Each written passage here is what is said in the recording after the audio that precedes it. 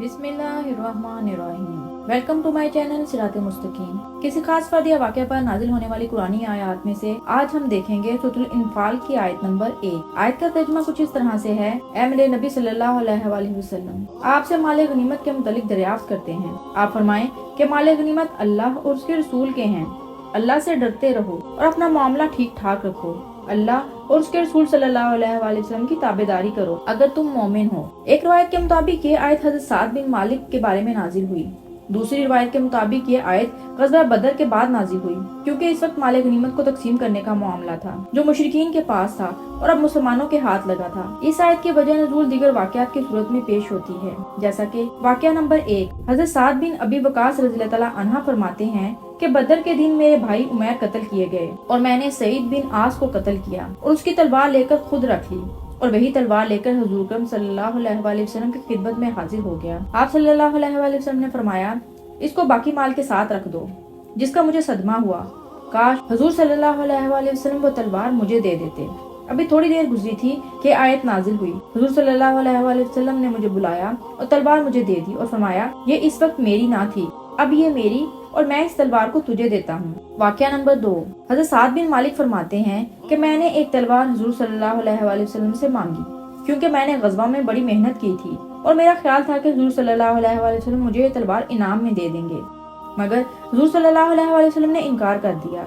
मैं अभी जा रहा था कि मुझे आवाज़ आई, हुजूर सल्लल्लाहु अलैहि वसल्लम मुझे बुला रहे थे और फरमाया कि अभी ये आयत उतरी है, ये तलवार अब तुम ले जाओ। वाक़या नंबर 3, अक्सर मुफस्सिरीन की ये राय है कि ग़ज़वा बदर के बाद सहाबा किराम रज़ियल्लाहु तआला अन्हा के 3 हिस्से बन गए। एक गिरोह हुजूर सल्लल्लाहु अलैहि वसल्लम की हिफाजत पर मामूर था। दूसरा गिरोह जब मुशरिकीन शिकस्त खाकर भाग रहे थे तो उनका पीछा करने लगे कि ये लोग वापस ना आ जाएं। तीसरा गिरोह मुशरिकीन के छोड़े हुए माल को इकट्ठा करने लगा।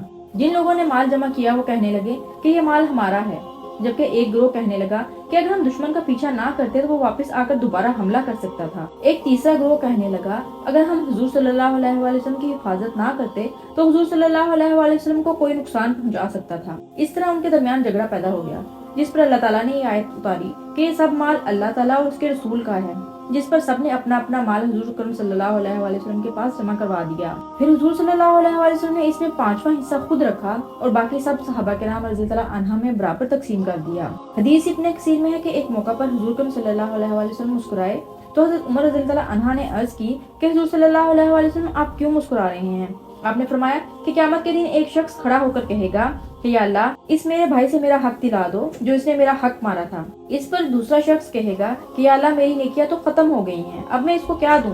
इस पर अल्लाह ताला फरमाएंगे कि तुम इसकी बदियां ले लो। इस पर हुजूर अकरम सल्लल्लाहु अलैहि वसल्लम के आंसू निकल आए और फरमाया कि वो दिन बड़ा सख्त होगा। अल्लाह ताला पहले शख्स से फरमाएंगे कि सामने देखो, जब देखेगा तो इसको एक सोने और हीरे जवाहरात का महल नजर आएगा। वो अर्ज करेगा कि या अल्लाह, ये महल किस नबी, सिद्दीक या शहीद का है? इस पर अल्लाह ताला फरमाएंगे, ये इसका है जो इसकी कीमत अदा करेगा। वो शख्स कहेगा कि या अल्लाह, हमारे पास तो कुछ भी नहीं, हम इसकी क्या कीमत अदा कर सकते हैं? इस पर अल्लाह ताला फरमाएंगे कि तुम भी इसको खरीद सकते हो। वो शख्स बोलेगा, या अल्लाह, कैसे? तब अल्लाह ताला फरमाएंगे कि इस अपने भाई को माफ कर दो, फिर वो महल तुम्हारा है। वो कहेगा, मैंने माफ किया। तब अल्लाह ताला फरमाएंगे कि अपने भाई का हाथ पकड़ो और जन्नत में दाखिल हो जाओ। दीन की बात सुनकर आगे पहुंचाना सदका जारिया है। इस तरह की मजीद वीडियोस के लिए मेरे चैनल को सब्सक्राइब करना मत भूलें।